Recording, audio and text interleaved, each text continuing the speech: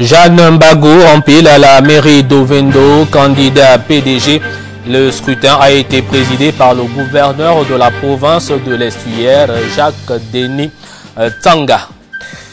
Les entreprises majeures passent à la caisse. Ceci explique cela. Certains chantiers en stand-by redémarrent. Le constat de nos envoyés spéciaux dans cette édition d'information, Rodrigue Tessa Mwanga et Félix Modibangoy. Et puis, réouverture du service mobile et de réanimation de la CNSS. Après plusieurs mois de suspension, le SMUR est désormais réouvert au public. Voilà pour les titres, les détails dans quelques instants. Madame, Monsieur, bonsoir. Bienvenue à cette principale édition d'information sur Gabon Télévision. Je vous le disais, Jeanne Mbagou rempile à la mairie d'Ovendo. Le candidat PDG a donc été plébiscité. Le scrutin a été présidé par le gouverneur de la province de l'Estuaire, Jacques Denis Tsanga, ce que nous ont rapporté nos reporters Griffret Ndonoubian et Victor Mundunga. Au terme de ce premier scrutin qui consistait à pourvoir le maire central de la commune d'Ovendo, les résultats sont ceux-ci. Inscrits 49, votants 49, bulletin blanc ou nul 1, suffrage exprimé 48, a obtenu Madame Mbagou Jeanne 48 voix sur 49. Par conséquent, élu ou réélu maire de la commune d'Ovendo. Jeanne Mbagou rempile à la tête du conseil municipal de la commune d'Ovendo. La tête de liste du Parti démocratique gabonais dans le 2e arrondissement de cette localité de la province de l'Estuaire a été plébiscitée par un collège de 49 conseillers municipaux. C'est un sentiment de satisfaction. Je suis satisfaite et à cela, je voudrais rendre grâce à Dieu. Lui qui a voulu que ça se fasse. Et je voudrais remercier du fond de mon cœur le distingué camarade président pour la confiance renouvelée sur ma modeste personne et remercier le secrétariat exécutif en tête desquels le camarade secrétaire général Faustin Boukoubi. Pour ce nouveau mandat, la porte échappe compte poursuivre sinon améliorer les résultats de son précédent mandat. En tant que militante du Parti démocratique gabonais, nous avons un cap à suivre. C'est la mise en pratique du plan stratégique Gabon émergent dans notre localité et poursuivre l'œuvre déjà entamée, comme vous le savez. Donc, notamment parce que nous voulons faire de la ville d'Ovendo une ville moderne. Vous savez qu'il y a déjà un début, il y a déjà des choses qui sont déjà faites et nous voulons aussi continuer pour que la ville d'Ovendo soit encore plus belle et plus attrayante. Pour l'accompagner dans ce nouveau magistère, Jeanne Mbagou aura comme maire adjoint François Ntoutoum, Théodore Nzagou, Aloïse Opalaga et Éric Rano, tous issus comme elle du Parti démocratique gabonais. Un choix qui n'a pas étonné les Ovendois et Ovendoises, simplement noté qu'au regard du retard accusé dans la constitution de cette équipe municipale pour cause de reprise de scrutin, Jeanne Mbagou compte dans l'immédiat s'investir dans les missions qui lui sont dévolues et répondre aux attentes des populations de la commune d'Ovendo. Nous retrouvons Griffret Ndonoubian et Victor Mundunga. Nouvellement subdivisée en 2 arrondissements, la commune d'Ovendo, havre de paix, de convivialité et poumon économique du Gabon, voit une fois de plus son destin lié à celui de Jeanne Mbagou. Femme battante et déterminée dans son engagement politique, la confiance lui est accordée à la faveur d'un scruteur dont les formations politiques en présence sont le Parti démocratique gabonais, le Cercle des libéraux réformateurs et la liste indépendante Jeannette Ningon. Une coloration politique avec laquelle il va falloir conjuguer pour le bien-être des populations. Le conseil a été élu, les bureaux, et nous allons nous mettre au travail. Dans les prochains jours, nous allons mettre en place des commissions pour statuer sur, disons, pour préparer le conseil municipal afin de voter le budget de la commune d'Ovendo. Loin d'être pessimiste, Jeanne Mbagou, dont la reconduite n'est point une surprise, ne cesse de porter haut sa commune qui, d'année en année, prend des allures d'une ville en pleine émergence. Voilà, Jean Bago qui appartient au Parti démocratique gabonais, le PDG qui était également dans le département de l'Okano, canton Lalara Okala. Là-bas, c'est le membre du bureau politique de cette circonscription politique qui est allé remercier les populations, voire les militants qui ont plébiscité le PDG lors des dernières consultations électorales. Le compte rendu dans ce reportage de Jean-Raoul Mbadinga Wabadinga, lui Mermaz Isembe. Cette tournée à Kiba, effectuée par le membre du bureau politique, premier siège au Kano, jeudi dernier, canton Lalara et Okala, se situait dans le cadre du remerciement du distingué camarade président des électeurs de ce siège pour avoir accordé leur suffrage à la liste PDG. Le membre du bureau politique était accompagné du président et vice-président du conseil départemental de l'Okano, nouvellement élu. Les conseillers nationaux, membres du comité central, responsables des structures de base et militants du Parti démocratique gabonais du premier siège. La liste du PDG, c'était 23 candidats, 23 colistiers pour diriger le conseil départemental de l'Okano. 23 colistiers des différents cantons du département de l'Okano. Lalara, Okala, Doum, Doumandi. À l'issue du vote, vous avez choisi. Nous avons constaté que votre choix était conforme à ce que vous nous avez dit ici. Le PDG était tenu de venir vous dire merci. C'est ça qui nous amène ici aujourd'hui. On n'est pas venu faire la politique. On est venu vous dire merci. Merci parce que vous avez accordé vos suffrages à la liste du parti du président de la République, Ali Bongo Ondimba. Le PDG, c'est lui le président. Nous, on est là que pour travailler quand il donne des instructions. Au cours de cette tournée, le membre du bureau politique est revenu sur les acquis de la décentralisation, les actions de développement aux populations et présenté la vision du chef de l'État, Ali Bongo Ondimba, relative au pacte social. Il a par ailleurs, au terme de ces échanges, dans les deux cantons, le membre du bureau politique a offert des dotations de première nécessité aux populations qui, en retour, ont remercié le chef de l'État pour cet acte et confirmé leur adhésion à la politique de développement menée par Ali Bongo Ondimba. Des doléances telles la réfection de la route et Yeninan, les équipements collectifs d'électricité et d'adduction d'eau figuraient sur la liste des doléances des sous-populations. Les entreprises gabonaises en général et les majors en particulier vont devoir dans peu de temps passer à la caisse, ce qui ressort de l'entretien que leur a accordé, j'entends, les responsables ministres du budget. Et pour ce faire, on remarque dans l'autre pays que certains chantiers ont redémarré. Le cas de l'axe routier Ndende-Mouila. Regardons ce reportage de nos envoyés spéciaux Rodrigue Tessamwanga et Félix Moudi-Bangoy pour le constat. La réunion entre les opérateurs économiques et le ministère du Budget a suscité beaucoup d'espoir, donnant lieu à ce nouveau coup d'accélérateur dans la construction de la route Mouila-Ndende. Après plusieurs mois d'arrêt des travaux, le chantier redémarre. Et là, on va aller de l'avant, ça va se faire, pas de problème. Ça, c'était manque de financement, manque de trésorerie. On ne peut pas faire du bitume si on n'a pas d'argent pour acheter le bitume. Chaque fois qu'on accepte le bitume, ben, c'est 10 millions de dollars, 5 millions de dollars. Et nous, le peu d'argent qu'on avait, on payait nos ouvriers, mais on n'achetait pas le bitume. Et on avait arrêté le bitume. Là, ils nous ont dit qu'ils vont payer la première tranche. Et la deuxième tranche, ça sera en septembre. Et puis... Les populations du chef-lieu du département de la Dola restent optimistes. Depuis quelques jours, le chantier a pris une vitesse de croisière. Et c'est sur le goudron que les usagers de la route sortent de la petite localité. Les travaux ont été arrêtés pratiquement pendant 4 mois et plus. Sinon, ils ont fait les caniveaux et puis après on a attendu le goudron longtemps. Ils ont mis une première couche qui a duré peut-être pendant 3 mois.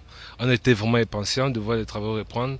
Maintenant que ça a repris depuis près de 2 semaines maintenant, apparemment ça avance. En tant qu'habitant de Ndende, Nous aimerons que la route puisse aller jusqu'au bout, parce que là, on en a marre de cette poussière-là. Ici, les ouvriers accompagnent au peigne fin la pose du bitume, structurant la voie. Sur le tronçon routier, l'attention est mise sur la réalisation des dallos et des ponts. Ici, on fait partout les dallos où on tombe sur l'ancien axe. On met des biuses temporaires, on fait des déviations avec de la latérite pour permettre la circulation, pour éviter que la route sera interrompue. Et chaque jour, plus de 300 tonnes de bitume partent de la base de Dimina, située à quelques encablures de Mouila. On compte de recommencer même tout, qu'est-ce que c'est le terrassement, d'ici à 10 jours, 15 jours au plus tard, à partir d'Amouila. On allant vers Ndende, pourquoi nous on a toute l'installation du chantier ici à Mouila, on a la carrière, on a la centrale, pour faciliter même la tâche de notre équipe et pour donner un coup de vitesse même au chantier. D'accord. Déterminés, les ouvriers affrontent parfois les 170 degrés de chaleur du bitume. Même son de cloche sur le tronçon Chibanga-Mayumba. Les engins ont repris de plus belle et sont menés par l'entreprise Célicom Gabon du groupe Santulo. Seul le couac, les populations qui ont été déménagées, pour certaines, n'ont pas encore plié bagage. Nous retrouvons nos envoyés spéciaux, Rodrigue Tessamwanga et Félix Modibangoy. Après la mise en service du pont sur la Bagno, Célicom Gabon du groupement Santulo a désormais le regard tourné vers le tronçon routier Chibanga-Mayumba. Une centaine de kilomètres. Ici, on déroule le bitume. Parmi les embûches qui freinent l'avancement des travaux, il y a le comportement déviant des populations dont les habitations jouxtent la route. Les gens ont reçu leur indemnisation. Pour le moment, les gens font que continuer à construire parce que... Comme on a reçu l'argent, on est parti construire un peu plus loin là-bas. Donc sinon, ça se passe bien. Le gouvernement a indemnisé la majorité, mais il reste des mécontents. Le problème, c'est qu'on ne bloquons pas. Et nous allons devenir comme assis et seulement si on casse nos maisons. On va rester où? On pouvait bien libérer, mais le problème, c'est que nous allons rester où? Du côté de l'adjudicataire du marché, pas question d'entrer en confrontation avec les populations. C'est au gouvernement de lever le ton. Ils ont payé, ils doivent suivre, de faire démolir, de faire décrépir les gens. C'est pas moi qui je peux faire la guerre avec les populations, c'est pas possible. Au PK 55, les engins se relaient pour ronger les collines et minimiser les tournants. Le terrassement s'effectue progressivement. Si le chantier a pris du retard, il n'en demeure pas moins que le parcours du combattant se réduit. La route de Maïba, nous sommes presque à 78% des travaux finis. Le béton est fini, l'assainissement on est à 98% et les terrassements on est à 78%. Le goudron on est à 55 km de goudron déjà fait et les travaux ils marchent très bien. Une détermination affichée, boostée par le gouvernement de la République, qui a manifesté sa volonté d'encourager les opérateurs économiques et d'amoindrir son ardoise vis-à-vis de ses partenaires. Depuis, les concernés guettent le moindre petit geste dans leur compte. Du journal avec ses communiqués à la suite de la mise en service du pont sur la Bagno par son Excellence Ali Bongo Ondimba, président de la République, chef de l'État. Les membres du gouvernement et du Parlement originaires de la province de la Nyanga invitent les ressortissants de la dite province résidant ou de passage à Libreville à une importante réunion de réflexion introspective et prospective qui se tiendra le lundi 21 juillet 2014 à 16h à la Chambre de commerce de Libreville. Compte tenu de l'importance de l'ordre du jour, la présence de toutes celles et de ceux qui sont épris du développement, du repeuplement et de la prospérité de la Nyanga est vivement souhaitée. Et puis, vous l'avez sans doute connu, peut-être même approché ou salué, l'ami des voyageurs n'est plus, ce compatriote qui, des dizaines d'années durant, ne se fatiguait pas de saluer les voyageurs sur l'axe Bifoun-Lambaréné à quelques encablures du village Bengué. Il mimait les claques sous, brandissait la main et rappelait aux usagers de la route de faire preuve de prudence. Les voyageurs sur cet axe routier se souviennent certainement de celui-ci. Il aura marqué son existence à travers la sympathie de son éternel salut. Et puis je vous le disais en ouverture de cette édition d'information, avec la reprise du service du SMUR de la CNSS, le service d'urgence mobile et de réanimation qui était donc fermé suite également à la clôture des activités de l'hôpital Jeanne Ebory. Il est désormais réouvert au public. Mais avant, sur les images qui vont suivre, cet incendie qui s'est déclaré la nuit dernière au quartier Iai, proche de Lalala, à gauche, Lalala à gauche, dans le 5e arrondissement de Libreville, la capitale gabonaise, entre 3h et 4h du matin. Aucune victime n'a été enregistrée, mais toute la maison en planche a été ravagée par les flammes. Les populations environnantes, malgré les secours, n'ont pu rien faire. Cet incendie serait dû à l'irresponsabilité d'un fumeur habitant les lieux, au grand regret des sapeurs-pompiers arrivés tardivement sur place et de la famille qui se retrouve sans abri. Donc nous allons maintenant repartir sur cette activité, je vous le disais, après une cessation donc de plusieurs mois suite à la fermeture de la fondation Jeanne Ebory. Le service mobile d'urgence et de réanimation de la CNSS est désormais réouvert au public. C'était à la faveur d'une cérémonie qui s'est déroulée à son siège situé à la place de l'Indépendance de Libreville. Le compte rendu Marie-Josée Ndombi.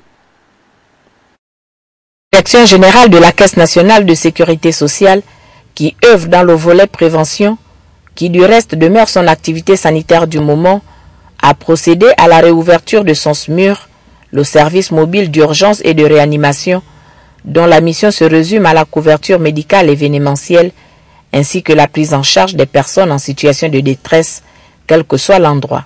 On va pouvoir désormais mieux intervenir et remplir au mieux nos missions que vous connaissez déjà.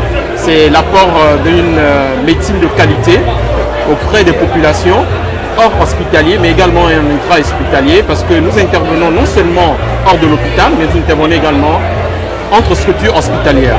La présente cérémonie de réouverture a été rehaussée par la présence du gouverneur de la province de l'Estuaire, de Madame le maire du 3e arrondissement de Libreville et celle d'Antoine Dangwali Yalanzel, le fondateur du SMUR, ce service spécialisé en soins d'urgence de la CNSS.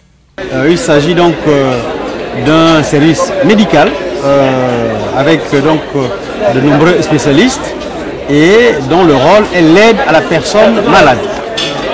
Nous avons arrêté un peu nos activités en raison de la fermeture de la fondation Jeanne Ebory où le SMUR était logé. Donc depuis quelques mois, on a fait donc des travaux de rénovation de ce site. Donc c'est une occasion pour nous de dire que le SMUR existe. Il est au service de tous les Gabonais, ceux de Libreville et ceux de l'intérieur du pays, pour tous les problèmes, toutes les urgences, qu'elles soient des urgences médicales ou chirurgicales. Il faut reconnaître que le père fondateur du SMUR CNSS, c'est M. Antoine Dangwali Yalanzel, celui qui a eu l'idée donc de créer ce service. Donc pour nous, ça a été un honneur qu'il soit là. Et c'est la raison pour laquelle nous avons baptisé ce bâtiment Antoine Dangwali Yalanzel. Pour la reconnaissance, pour le mérite et surtout pour le fait qu'il était vraiment le fondateur, le créateur de ce service. En réaffirmant son désir de faire du SMUR CNSS un outil incontournable de l'excellence médicale, le docteur Lasségué a invité ses collaborateurs à offrir une meilleure qualité des soins aux populations. Autre temps fort de cette manifestation, la remise d'un moyen de locomotion à une compatriote à mobilité réduite.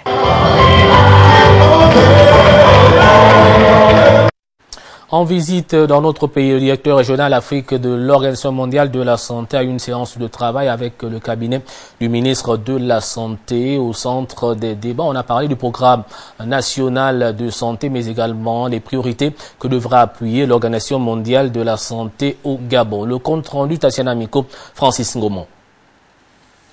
Résolument engagé sur la voie de la modernisation, le système sanitaire gabonais est en pleine réforme. Dans cette perspective d'amélioration des soins de santé au Gabon, le ministre de la Santé a entrepris une séance de travail avec le directeur régional de l'OMS en visite dans notre pays et quelques professionnels de la santé. Au cœur des réflexions, les stratégies de mise en place de la médecine préventive au Gabon. Nous avons parlé du processus de réforme en cours au sein du ministère de la Santé, de la nouvelle vision de la santé au Gabon pour atteindre toutes les populations, avec un accent particulier sur les activités de médecine préventive. J'ai salué Monsieur le ministre par le fait que l'Assemblée a adopté une loi anti-tabac. C'est une mesure très pertinente pour la prévention des maladies chroniques liées au tabagisme. Et j'invite les jeunes et la population en général à arrêter le tabagisme parce que c'est une façon de contribuer à leur propre santé et à la santé des autres. Il y a d'autres aspects liés à la médecine préventive que nous avons discuté, notamment la pratique du sport et d'autres activités physiques, une alimentation plus équilibrée et aussi le besoin de pratiques qui favorisent la santé individuelle et de la communauté en général. Avec le ministre de la Santé, le directeur régional de l'Organisation mondiale de la santé est également revenu sur les épidémies de poliomyélite et d'Ebola qui sévissent sur le continent. Sur la question, l'OMS entend consentir tous ses efforts pour immuniser l'évolution de la gangrène. On parle à présent du prix Sénarest CEPIG avec l'évaluation du potentiel thérapeutique des fruits et légumes dans la prévention du diabète et de l'hypertension artérielle. C'est l'objectif de l'étude menée par notre compatriote que je vous invite à découvrir dans ce reportage de Marie-Josée Ndombi et Chantal Marundou. Le but de ce projet de recherche présenté ici est de montrer la richesse en métabolites secondaires des fruits et légumes qui ont un effet bénéfique dans la prévention et le traitement des maladies non transmissibles. Ce qui a été remarqué aujourd'hui au niveau épidémiologique, c'est qu'on observe une transition épidémiologique des maladies transmissibles vers les maladies non transmissibles, notamment le diabète et l'hypertension dans le cas de l'Afrique. Donc l'une des questions qu'on s'est posées était de savoir si le changement de régime alimentaire n'était pas l'une des principales causes. Donc le but ici est de voir si les plantes alimentaires et les fruits consommés au niveau du Gabon étaient bénéfiques pour la prévention ou le traitement des maladies cardiovasculaires et du diabète. Les premiers résultats montrent que le fonlon et le koumou sont potentiellement intéressants pour la prévention et le traitement de l'hypertension et que l'ensemble des résultats préliminaires a déjà été présenté au Congrès international de Montpellier sur les sciences de la santé. Les chercheurs ont donc mis en évidence le profil phytochimique et l'activité antioxydante in vitro des fruits et légumes consommés. Mon travail dans le projet va consister à faire l'étude phytochimique de la plante. On va essayer de voir quelle est la composition en matière de métabolites primaires et secondaires dans le légume ou le fruit que nous étudions. Cela va nous permettre d'extrapoler sur le potentiel thérapeutique de cette plante parce que chaque métabolite a des propriétés thérapeutiques qu'on lui reconnaît. Donc, à partir de l'extrait de la plante qui a été donné tout à l'heure au rat, je vais donc transvaser cet extrait dans un tube à essai.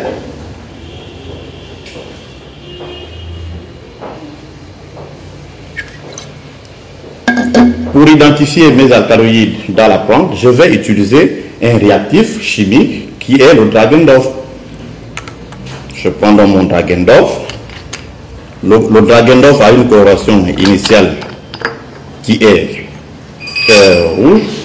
Si la plante contient des alcaloïdes, en ajoutant le Dragendorf dans l'extrait de plante, on va observer un précipité qui est rouge brut au niveau de l'extrait de la plante et à partir de là, on peut conclure que notre plante contient des alcaloïdes.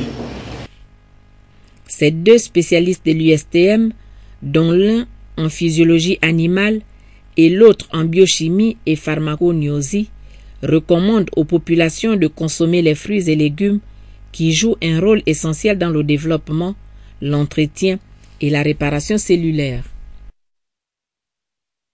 Dans le continent, c'est d'abord ce drame dans la Méditerranée où plusieurs immigrants ont trouvé la mort entre la Libye et Malte, mais aussi l'économie de la conférence mondiale sur le sida qui s'est déroulée à Melbourne en Australie. Voici l'Afrique en bref. Méditerranée, les corps inanimés de 19 migrants ont été retrouvés samedi sur une embarcation à la dérive entre la Libye et Malte. Selon les secours italiens, ils auraient été victimes des gaz d'échappement de leur embarcation, un bateau en bois qui transportait plus de 400 personnes.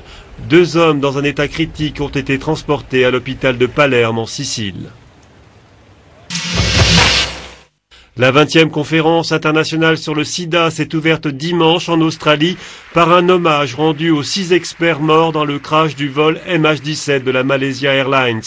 Une minute de silence pour honorer la mémoire des professeurs Job Lange, Glenn Thomas et Lucy Van Mens, éminents spécialistes qui manqueront à la lutte contre la pandémie.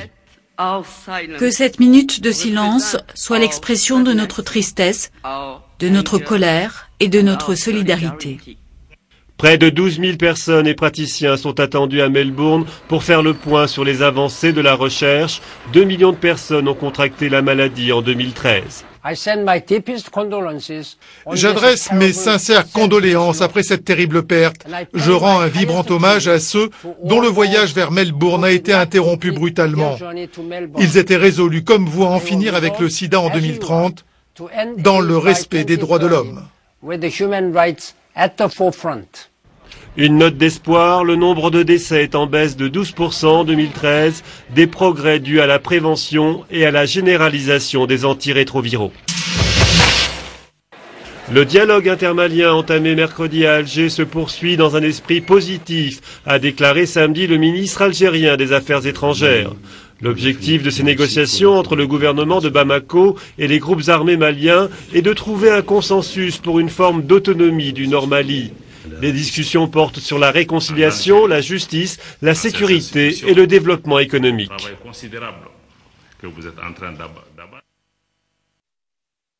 Tour au Gabon pour parler de l'organisation des employés du pétrole, section estuaire qui a tenu son assemblée générale à la Chambre de commerce de Libreville. L'objet était de faire le bilan d'étape de ses activités à ses adhérents, ce que nous rapporte dans ce reportage Jerry Bogo Bivigo et Chrislem Maïnda. L'ONEP, Organisation nationale des employés du pétrole, se concerte. Et pour une fois, il n'est pas question d'un piquet de grève, mais plutôt une assemblée qui rentre dans les activités régaliennes d'un syndicat. Le but de la rencontre, c'est de discuter avec nos adhérents, d'abord dans le cadre de la remobilisation, parce que nous avons beaucoup de chantiers qui sont sur la table. Nous avons également beaucoup de préoccupations que nous avons remontées au niveau du gouvernement, donc du Premier ministre. Et nous attendons une suite. Et nous sommes là pour dire à nos adhérents de se tenir debout, d'être prêts. Nous sommes là également pour recueillir leurs préoccupations, parce qu'ils en ont dans les entreprises, pour voir ensemble comment ces préoccupations peuvent y trouver solution avec l'implication du Bureau national. Cette rencontre a permis aux adhérents d'évoquer d'autres questions tout aussi préoccupantes pour la bonne marche de ce secteur clé de l'économie du pays. Les préoccupations les plus brûlantes, c'est par exemple la NAMGS, la caisse, l'assurance maladie obligatoire. Vous savez que le prélèvement du secteur privé au niveau des travailleurs du secteur privé devait commencer au mois de juin, à la fin du mois de juin. Donc il devrait, d'après ce que nous savons, débuter au courant du mois de juillet 2014, autant pour moi. Lorsque l'ONEP a dit qu'il faut gaboniser les postes, ce qui ne signifie pas chasser les travailleurs étrangers qui sont en situation régulière, ce qui s'est passé, c'est que nous sommes arrivés à une gabonisation au rabais. Donc aujourd'hui, l'ONEP parle de valorisation de compétences nationales. Il y a un paradoxe dans le secteur pétrolier. C'est le secteur qui contribue à hauteur de 60-75% au budget de l'État. Donc c'est le moteur de l'économie gabonaise. Mais c'est le secteur qui propose le moins d'emplois aux nationaux. Comme d'autres syndicats, l'ONEP, qui regroupe le secteur pétrolier et activités connexes, est une force de proposition. Résoudre ces revendications et donc s'assurer l'alcalmie sociale. Voici un message qui tombe à propos. Pour mieux répondre à l'offre de services, la SGS, la Société gabonaise de services, a donc présenté au grand public ses nouveaux produits. C'était donc dans un établissement de la capitale en présence de nos reporters Amélie Blanche-Mbungu Simaï et Chrislin Maïnda. La Société gabonaise des services dans le train de l'innovation pour mieux garantir la sécurité des biens et des personnes. La SGS nourrit depuis quelques années des idées fraîches pour relever les défis technologiques susceptibles d'offrir au Gabon et à la sous-région des produits de dernière génération pour répondre efficacement aux attentes d'une clientèle devenue très exigeante. Au regard de l'enjeu économique et social, notre entreprise se doit pleinement de jouer le rôle qui est le sien. Apporter son expertise pour la sécurisation des infrastructures, des biens et des personnes et contribuer à la création d'emplois. Société citoyenne, leader de la sécurité privée au Gabon et deuxième employeur après l'État, elle effectue une véritable montée en puissance dans sa quête permanente de l'excellence. Nous avons entamé un processus de mutation globale de notre organisation. Dans cette perspective, notre entreprise a modernisé ses activités en s'orientant vers les nouvelles technologies, puis et services de meilleure qualité. Il s'agit entre autres des fourgons blindés de nouvelle génération, de la télésurveillance, de la vidéosurveillance, de la géolocalisation et enfin des barrières infrarouges. Dans cet élan de modernisation, la SGS met un accent particulier sur le capital humain, les jeunes au cœur de l'action, pour mieux se positionner sur le marché. La SGS participe ainsi à l'élan collectif pour améliorer le mieux-être pour tous. Elle apporte la solution pour votre sécurité, une vision qui cadre avec le Gabon des services voulu par les plus hautes autorités du Gabon. Parlons à présent de l'Institut supérieur et commercial du Gabon qui vient d'organiser ses premières soutenances pour l'année académique 2013-2014 dans les filières BTS et DTS, options action commerciale et marketing. Plusieurs impétrants ont défié leurs professeurs en présence de nos reporters Paul Insiaki et Pierre Claverella. Première soutenance qui se tiennent ici à l'Institut supérieur commercial de gestion ISCG depuis son arrimage au système LMD.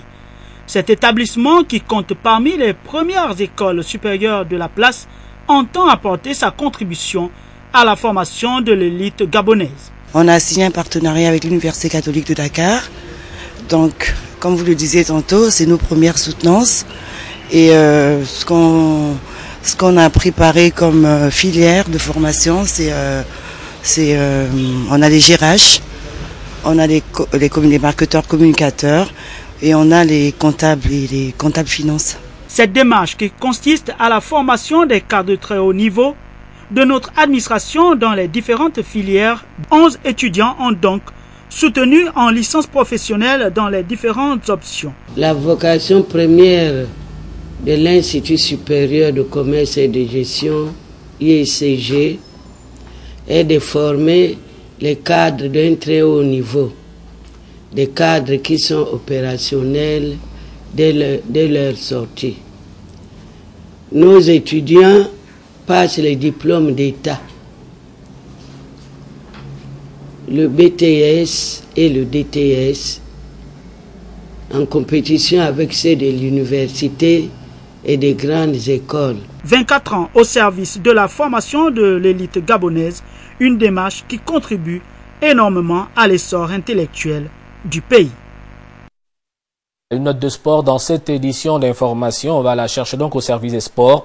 Au terme d'une saison bien menée, les sportifs de l'Institut national des sciences et de gestion ont présenté la moisson aux dirigeants de cet établissement, ce que nous rapporte ici Eraïssa Lorme Zamendon. étaient plus d'une trentaine de sportifs honorés par la direction générale et leurs condisciples de l'Institut national des sciences de gestion. Une cérémonie pour féliciter les performances, saison 2013-2014, des ambassadeurs de l'établissement. Avant l'athlétisme, où nous avons eu 2 médailles d'or et une médaille de bronze. Ensuite, à l'Oxu notamment. Ensuite, le football, nous avons obtenu une médaille de bronze. Et en basketball, nous avons obtenu une médaille d'or, où nous avons été en finale avec l'Université Omar Bongo. J'ai même envie de dire Nzimba. Nous avons été vice-champions du Gabon de football en salle. Ils étaient à leur 7e édition. Ensuite, une organisation s'est mise en place au niveau des grandes écoles. Nous avons reçu une invitation. Nous sommes allés participer à cette compétition aussi. Et nous avons fini champion du Gabon, champion des grandes écoles. Un mérite pour ces étudiants que les obstacles, à l'exemple de l'absence d'infrastructures sportives au sein de l'établissement, n'ont pas découragé. Ça a été un peu compliqué parce que vous voyez, vous avez fait un peu le tour de l'établissement.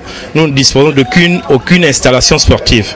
Donc pour préparer les étudiants, nous sommes obligés de louer des aires de jeu. Et ça coûte beaucoup d'argent à l'administration. Donc il fallait répondre en ramenant les trophées.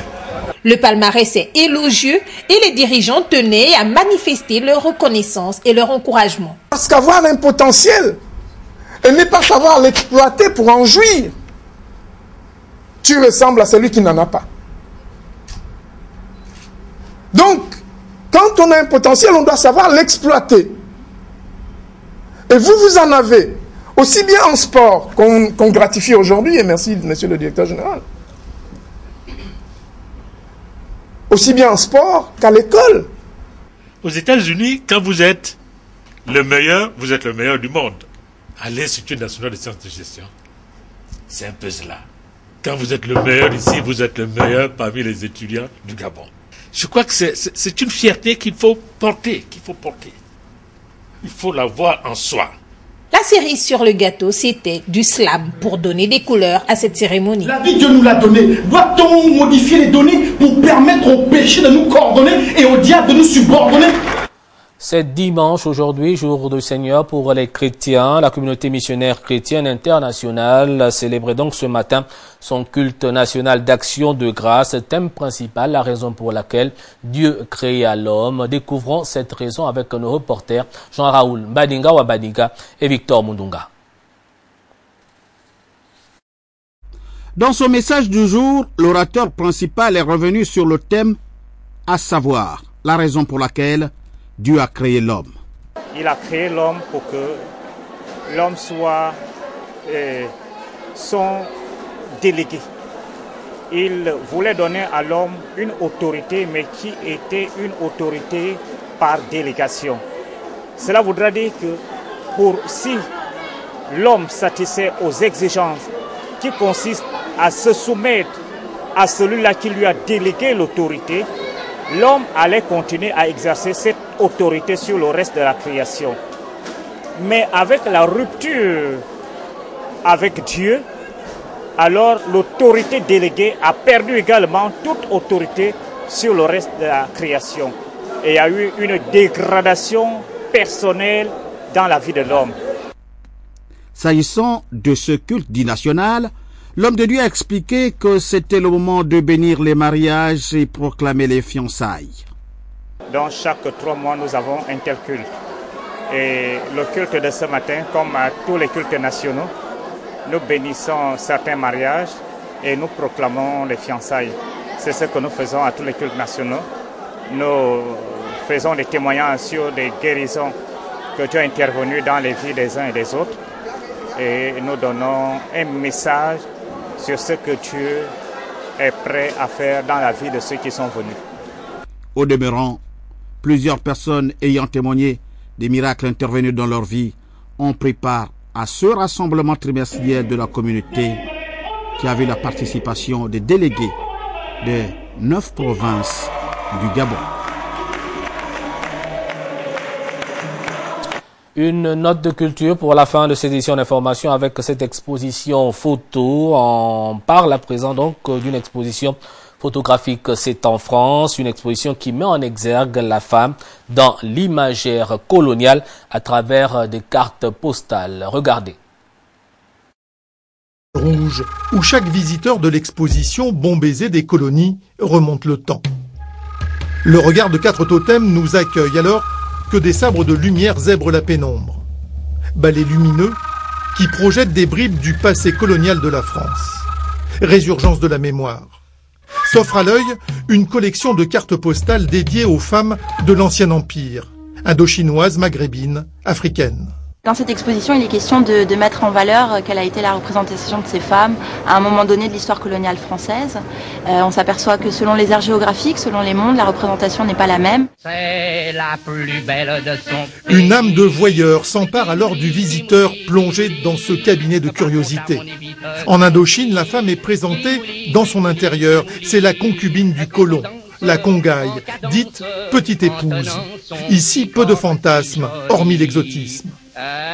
Au Maghreb, la femme voilée excite l'imagination, mais là le pas de la nudité est franchi. Une violence pour cette société traditionnelle.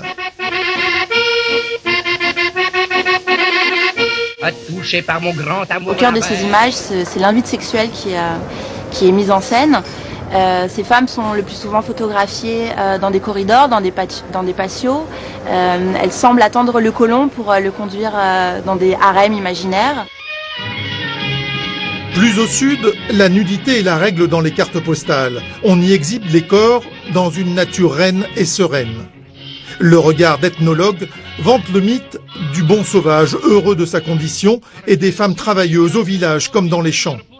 3 images, 3 représentations, un même malaise. Cette image un peu de la femme qui est fantasme, qui représente tous les fantasmes du monde occidental en fait, ça dérange un peu. C'est ce manque de sensualité en fait qui est choquant, qui justement montre que les femmes là sont représentées comme des objets et non comme des personnes. Exotique, érotique, heureuse, ces représentations ont véhiculé vers la métropole l'image trompeuse d'une colonisation pacifiée et positive. Une communication du quotidien qui maintenait ces femmes prisonnières de l'histoire et du pouvoir du colon. Note à retenir suite à la mise en service du pont sur la Bagno par son Excellence Ali Bongo Ondimba, président de la République, chef de l'État, les membres du gouvernement et du Parlement originaires de la province de la Nyanga invitent les ressortissants de la dite province résidant ou de passage à Libreville à une importante réunion de réflexion introspective et prospective qui se tiendra le lundi 21 juillet 2014 à 16h à la Chambre de commerce de Libreville. Merci d'avoir regardé le journal. C'est la fin de cette édition d'information. Merci à Guy Frendon Oubian, Elvire Tali et Yves Gislain Mitumba. C'était donc une réalisation du célébrissime Don Philimba. Je vous dis à très bientôt.